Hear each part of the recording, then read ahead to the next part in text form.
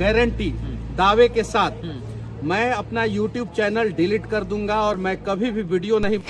मनीष कश्यप क्यों अपना channel delete करने जा रहे हैं? आखिर वो क्यों ही डिलीट करने जा रहे हैं जिसका अच्छा खासा सब्सक्राइबर है, अच्छा खासा फैन फॉलोइंग है, क्यों आखिर डिलीट करना चाह रहे हैं?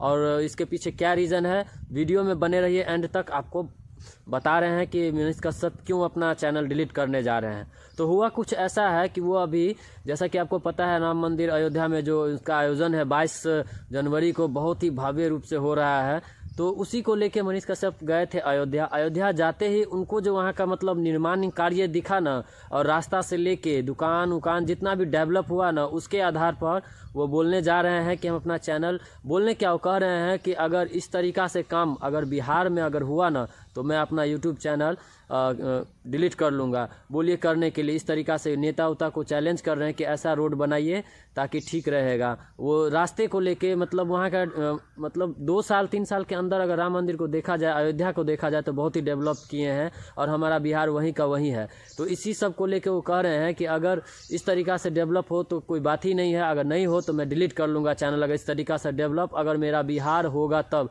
चाहे वो रास्ता की बात करे, चाहे जो भी चीज़ की बात करे, चाहे रोज़गार की बात करे, चाहे मजदूर की बात करे, चाहे जिसकी भी बात करे, वो उनका कहना यही है कि अगर इस तरीक़ा से अगर वहाँ पे अगर अभी भी हुआ होगा, बहुत कह रहे हैं कि बिहार बहुत डेवलप हो गया, बहुत डेवलप हो गया। क्या डेवलप हो गया? वो यही कहना चाह रहे हैं अगर बिहार डेवलप हो गया तो इस तरीक़ा से अगर डेवलप हुआ होगा ना तो मैं अपना चैनल यूट्यूब डिलीट कर लूँगा।